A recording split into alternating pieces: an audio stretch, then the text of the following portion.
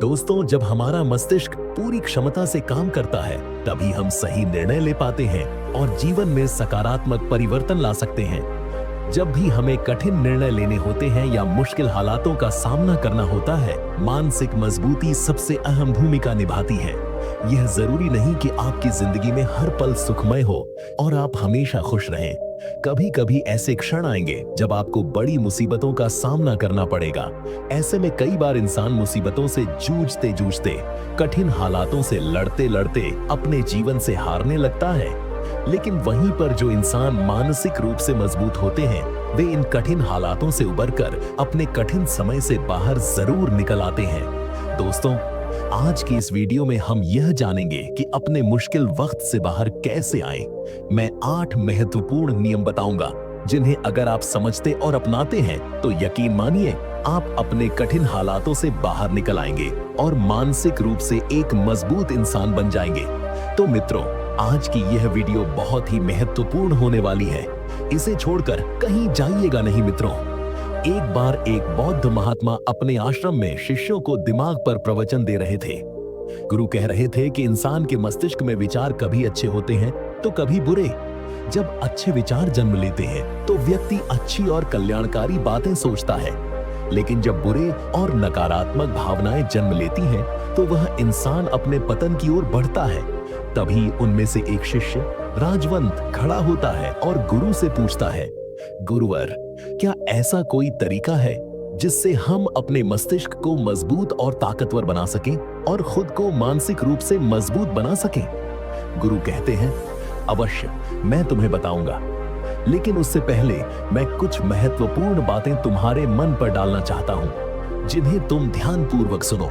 तभी हम समझ पाएंगे कि मानसिक रूप से मजबूत कैसे बने और तुम सभी इसे आसानी से समझ पाओगे।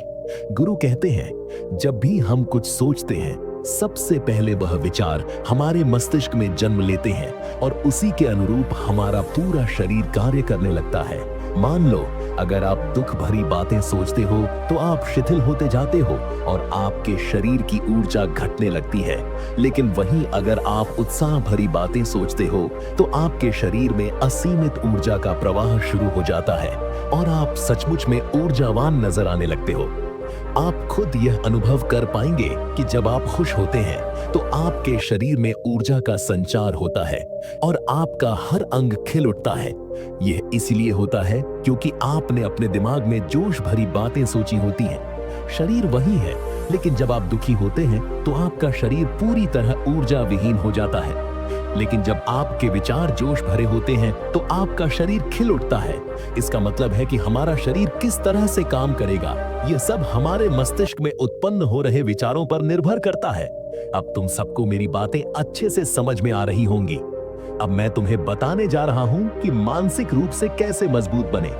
गुरु कहते हैं, मैं तुम्हें 8 तरीके बताऊंगा। अगर तुम उन 8 तरीकों को अपने दिमाग में लाओ और वैसा ही सोचो तो तुम मानसिक रूप से मजबूत बन सकते हो।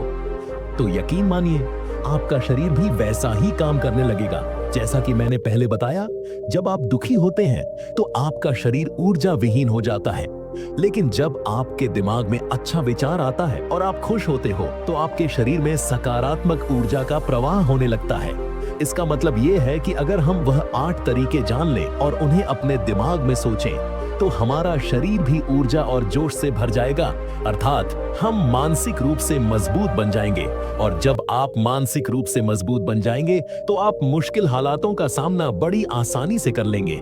गुरु कहते हैं, शिष्यों, मानसिक रूप से मजबूत बनने का पहला नियम है, जो हो चुका है उसकी परवाह करना छोड़ दो। फिर गुरु पूछते हैं, मुझे यह बताओ कि सूर्य किस दिशा में उगता है? सभी शिष्यों ने एक साथ उत्तर दिया, गुरुजी, सूर्य पूर्व दिशा में उगता है। फिर गुरुजी ने कहा, अगर मैं यह कहूं कि सूर्य पश्चिम दिशा से निकले तो क्या वह निकलेगा?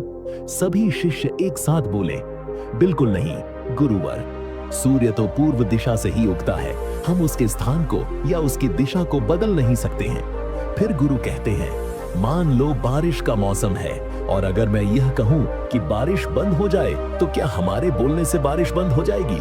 शिष्य कहते हैं, नहीं गुरुवर, वह तो मौसम में बदलाव की वजह से होगा।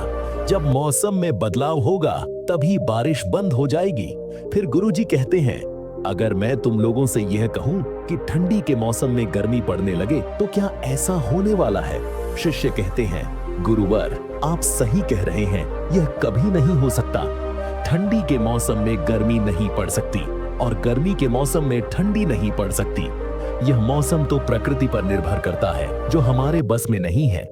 फिर गुरु कहते हैं, ठीक उसी प्रकार अगर जो चीज हमारे वश में नहीं होती है या जो घटनाएं बीत चुकी हैं, अगर हम उन घटनाओं को लेकर बार बार परेशान होते रहेंगे या उनकी बहुत ज्यादा परवाह करेंगे तो क्या हम भूतकाल की घटनाओं को बदल सकते हैं? शिष्य कहते हैं, नहीं गुरुवर। फिर गुरु कहते हैं, अगर तुम उन बीती घटनाओं को लेकर बार बार चिंता करेंगे और उनकी परवाह करोगे तो तुम और भी परेशान होते चले जाओगे। इसीलिए तुम्हारी जिंदगी में जो घटित हो चुका है उसे भूलने की कोशिश करो और उसका एकमात्र तरीका है कि तुम अपने आने वाले समय, भविष्य और आने वाली चीजों पर अपना ध्यान केंद्रित करो। गुरु आगे कहते हैं, मानसिक रूप से मजबूत बनने का दूसरा नियम है ध्यान करने की आदत डालना। गुरु कहते हैं, गौतम बुद्ध जब सत्य की खोज में निकले थे तो उन्होंने बहुत सारे उपाय किए, कई कर्मकांड किए, लेकिन इन कर्मकांडों की वजह से उन्हें बहुत कुछ हासिल नहीं हुआ और उनका शरीर दुबला पतला होता चला गया। वे सत्य की खोज में असमर्थ रहे। उनके गुरुओं ने उन्हें कई उपाय और कर्मकांड बताए, लेकिन उन सब का कोई वास्तविक परिणाम नहीं हुआ। अंत में जब भगवान गौतम बुद्ध स्वयं ध्यान की अवस्था में बैठे तो धीरे धीरे ध्यान की गहराइयों में जाकर उन्हें वह सारी चीजें अनुभव होने लगीं जिनकी वह खोज में निकले थे। ध्यान के माध्यम से उन्होंने अपने सभी विचारों पर विजय पाली। उन्होंने पापी मार्ग को पराजित किया, काम वासना पर विजय प्राप्त की और अपनी हर एक भावना पर नियंत्रण पाया। ये सब तब हुआ जब वे ध्यान की गहरी अवस्था में बैठे और कई दिनों तक उसी अवस्था में बने रहे। ध्यान करने से हमारा मन और मस्तिष्क बेहद शांत हो जाता है। जब हम किसी वस्तु, किसी व्यक्ति या किसी चीज के बारे में विचार करते हैं तो हमारा पूरा ध्यान उसी पर केंद्रित रहता है। हमारा दिमाग इधर उधर नहीं भागता और हम चीजों को बहुत अच्छे तरीके से समझ पाते हैं। ध्यान ही एक ऐसा तरीका है जो हर तरह से हमारे दिमाग को मजबूत बनाता है। बौद्ध भिक्षु अगर किसी बात पर ज्यादा जोर देते हैं तो वे ध्यान की प्रक्रिया पर ध्यान केंद्रित करते हैं और कई घंटों तक ध्यान में बैठे रहते हैं। इससे उनका दिमाग और मन दोनों बहुत शांत रहते हैं। जब मन शांत होता है तो व्यक्ति किसी भी चीज पर अच्छे और सही तरीके से विचार कर सकता है, यानी वह अपने मन और मस्तिष्क दोनों से मजबूत होता चला जाता है। ध्यान करने से आपकी सारी वासनाएं आपके नियंत्रण में रहेंगी। आप अपनी इच्छा अनुसार अपनी वासनाओं को अपने वश में रख सकेंगे। गुरु आगे कहते हैं, मानसिक रूप से मजबूत बनने का तीसरा नियम है बहुत ज्यादा किसी से उम्मीद मत रखना। गुरु ने कहा, तुम सब अपनी मर्जी से जन्म लिए हो, अपनी मर्जी से ही गर्भ का चुनाव किया था, लेकिन इंसान जन्म लेने के बाद यह सब भूल जाता है कि उसे क्या करना है, क्या नहीं, वह किस लिए जन्म लिया था। जन्म लेने के बाद वह तमाम तरह की वासनाओं से ग्रसित हो जाता है। इस संसार की मोह माया में वह बहुत ज्यादा परेशान हो जाता है। वह खुद को जान नहीं पाता, खुद को भूल जाता है और यही वजह होती है कि वह तरह तरह के लोगों से अपनी उम्मीदें बहुत बढ़ा बैठता है। उम्मीदें दुख का कारण बनती हैं। जिस भी व्यक्ति या वस्तु से आपकी उम्मीदें ज्यादा बढ़ जाएंगी, आने वाले समय में सबसे ज्यादा दुख आपको उसी से मिलने वाला है, क्योंकि उम्मीद पर होता है, दुख भी वहीं पर होता है। जब आप किसी से बहुत ज्यादा उम्मीद लगा लेते हैं और वह व्यक्ति आपकी उम्मीदों पर खरा नहीं उतरता, तो सबसे ज्यादा दुख उसी से होता है। जब उम्मीद टूटती है तो दुख बहुत गहरा होता है। इसलिए इस सांसारिक और भौतिक जीवन में किसी भी व्यक्ति से बहुत ज्यादा उम्मीद और मोह मत करना। तभी एक शिष्य उठ खड़ा होता है और कहता है, हे गुरुवर, हम बिना उम्मीद और आशा के कैसे जी सकते हैं? हम सबके मन में यह रहता है कि मुझे यह चीज करनी है, मुझे वह चीज करनी है, मुझे जीवन में ऊंचाइयों को हासिल करना है। बिना उम्मीद के तो हम जीवन में आगे बढ़ ही नहीं सकते। गुरु ने कहा, कुछ पाने की लालसा, कुछ बड़ा बनने की लालसा जीवन में जरूर आपको ऊंचाइयों तक ले जाएगी। कुछ बड़ा बनने के लिए लालसा खुद से होती है, ना कि किसी व्यक्ति या वस्तु विशेष से। मैं यहाँ पर लोगों के बारे में बात कर रहा हूँ। अगर तुम यह सोचो कि मेरा दोस्त हमेशा मेरे साथ खड़ा रहेगा या मेरे लिए वह वैसा करेगा जैसे मैं चाहता हूँ, तो ये सभी बातें बहुत ज्यादा उम्मीद और मोह को बढ़ावा देती हैं। बहुत ज्यादा उम्मीद किसी से मत रखना। खुद से उम्मीद रखोगे तो दुख कम होगा, लेकिन अगर दूसरों से उम्मीद रखोगे और वह पूरी नहीं हुई तो दुख बहुत ज्यादा होगा। कई बार ऐसा होता है कि माता पिता जो अपने जीवन में कुछ हासिल नहीं कर पाए चाहते हैं कि वह चीज उनके बच्चे हासिल करें। वे अपना सारा भार अपने बच्चों पर डाल देते हैं, चाहते हैं कि बच्चे उनके हिसाब से चलें और उनकी उम्मीदों को पूरा करें। जो चीज वे खुद अपने जीवन में नहीं कर पाए वह काम अब उनके बच्चे करें। और आजकल लगभग हर जगह माता पिता यही कह रहे हैं। बहुत कम लोग होते हैं जो अपने बच्चों को आजाद रखते हैं। मेरी सभी से गुजारिश है कि अपनी उम्मीदों का पहाड़ अपने बच्चों पर न थोपें। गुरु कहते हैं मानसिक रूप से मजबूत होने का चौथा नियम है कि पहली बार में ही किसी काम में फेल होने से डरो मत। गुरु आगे कहते हैं शिष्यों, अगर डर तुम पर हावी हो जाएगा तो तुम अवश्य असफल हो जाओगे। अपनी जिंदगी में वह इंसान सबसे ज्यादा असफल होता है जिसे अपने लक्ष्य को पाने का डर रहता है। अगर डर तुम्हारी जिंदगी में बढ़ गया तो वह तुम्हें असफलता की तरफ जरूर ले जाएगा, क्योंकि डर तुम्हारे आत्मबल और आत्मविश्वास को डगमगाएगा, कमजोर कर देगा। जब तुम्हारा आत्मबल और आत्मविश्वास कमजोर होगा तो तुम अपने लक्ष्य को पाने में असमर्थ महसूस करोगे और यही असमर्थता तुम्हें असफलता की ओर ले जाएगी। इसलिए जीवन में जब तुम अपने लक्ष्य की प्राप्ति के लिए आगे बढ़ो तो मन में किसी भी चीज की शंका मत रखो, जैसे मैं फेल हो जाऊंगा या अगर यह नहीं हुआ तो वह हो जाएगा। ये सब बातें अपने दिमाग में मत लाओ, क्योंकि ये बातें तुम्हें डर की ओर ले जाएंगी और जब डर बढ़ेगा तो तमाम शंकाएं तुम्हारे दिमाग में पैदा होंगी। आपको घबराहट हो सकती है, रात को नींद नहीं आएगी और मन बेचैन हो जाएगा, क्योंकि आपका डर आपको असफलता की तरफ ले जा रहा है। जब असफलता का विचार आपके दिमाग में आएगा तो आप और ज्यादा डरने लगेंगे। इसलिए जीवन में जब आप लक्ष्य की प्राप्ति के लिए आगे बढ़ो तो मन में कोई शंका मत रखो, सिर्फ और सिर्फ अपने काम करने पर ध्यान दो। जब तुम काम करने पर ध्यान दोगे तो तुम कभी डरोगे नहीं, क्योंकि तुम अपने लक्ष्य की प्राप्ति के लिए जुट गए हो। जब तुम पूरी तरह से अपने काम में लगे रहोगे तो तुम्हारा डर खत्म हो जाएगा और जब डर खत्म होगा तो तुम जरूर सफल हो जाओगे। गुरु आगे कहते हैं पांचवा नियम मानसिक रूप से मजबूत बनने का यह है कि जिंदगी में कभी भी खुद को कोसो मत।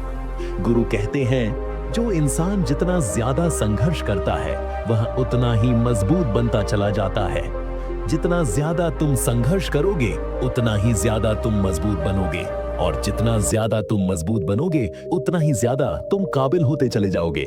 इसलिए अगर तुम किसी भी चीज में असफल हो जाते हो या कोई चीज तुम्हारी इच्छा के अनुसार नहीं हुई या तुमने कुछ ऐसा कार्य किया जो नहीं करना चाहिए था और इन सब बातों को लेकर पछता रहे हो, खुद को कोस रहे हो, तो यह तुम्हें मानसिक रूप से कमजोर करता चला जाएगा, क्योंकि खुद को कोसना बहुत खतरनाक होता है।